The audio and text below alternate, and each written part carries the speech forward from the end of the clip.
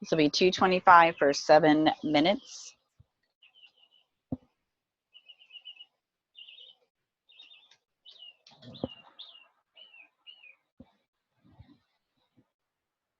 Happened after you got home.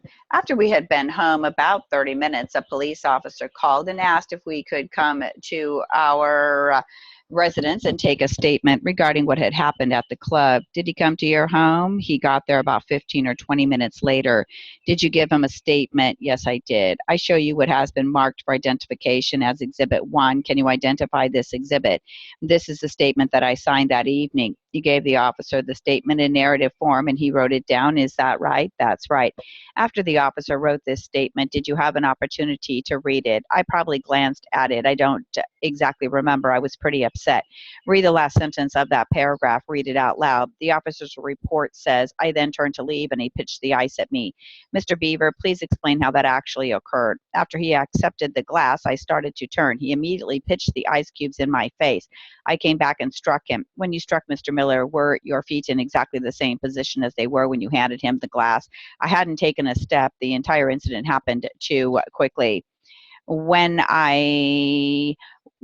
I got to the intersection of College Avenue and 2nd Street, I observed a dark vehicle going west on 2nd. What drew your attention to that car?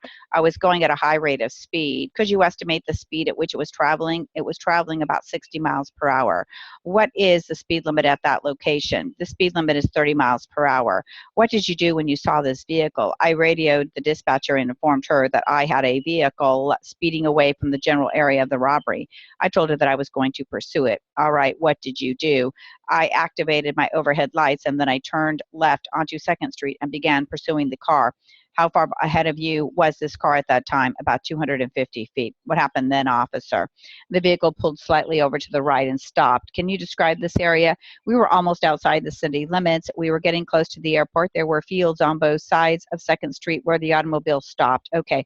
What happened when the automobile stopped? As soon as it stopped, the driver got out and began walking toward my police vehicle. I jumped out of my vehicle and I yelled at him to get back into his vehicle. Did he get back into his vehicle? Not immediately, no. He continued walking in my direction. What did you do then? I got back into my automobile and started backing up. Why did you do that? That's what we were taught to do when we find ourselves in a risky traffic stop. It's a safety precaution. They tell us to keep a distance between the suspect and the police vehicle. What did the driver do at that time? When I started to back up, he turned around and walked back to his vehicle. What happened next, officer? I just continued to watch the car. I was waiting for the dispatcher to call me with information on the license plate. You had given her the license number earlier, is that right? That's right. Did you tell the dispatcher to send a backup squad? No, I didn't. It was my intention to wait for the license plate information. I wanted the name of the owner. I figured that the owner of the car would probably be the driver. Then I was going to ask the dispatcher to do a probation and parole check to see what information we had on him. While you were watching the automobile, what observations did you make? I put my spotlight on the rear window of the vehicle and I could observe two other individuals in the back seat. One of the individuals was wearing a baseball cap. Were they male or female? I couldn't determine that. Could you tell what they were doing? They were moving around quite a bit, but I'm not sure what they were doing. Did you observe them doing anything besides moving around in the back seat? Within a minute after I stopped the vehicle, they both got out and started running. Where did they run? Into a field which was to the north of their vehicle. What did you do then? I immediately got out of my vehicle and yelled at them to stop. Did they stop? No, they didn't. They continued to run. Did you attempt to pursue them? No, I didn't. My attention was again focused on the driver. He started walking toward me again. With respect to the two individuals who ran into the field, did you see what they were wearing? One of them was wearing a blue sweatshirt, which matched the description of the robbery suspect.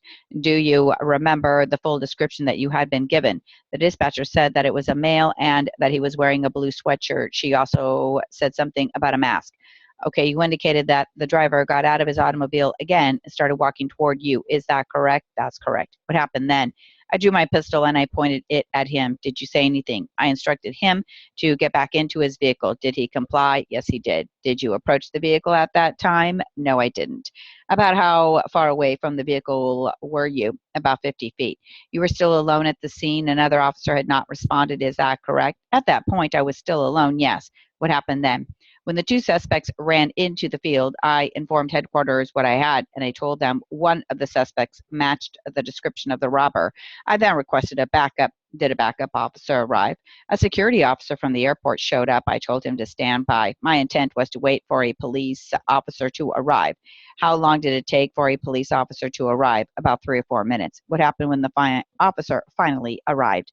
When the officer arrived, I told him that I wanted to make a felony traffic stop on the driver. I then ordered the driver out of his car with his hands in the air.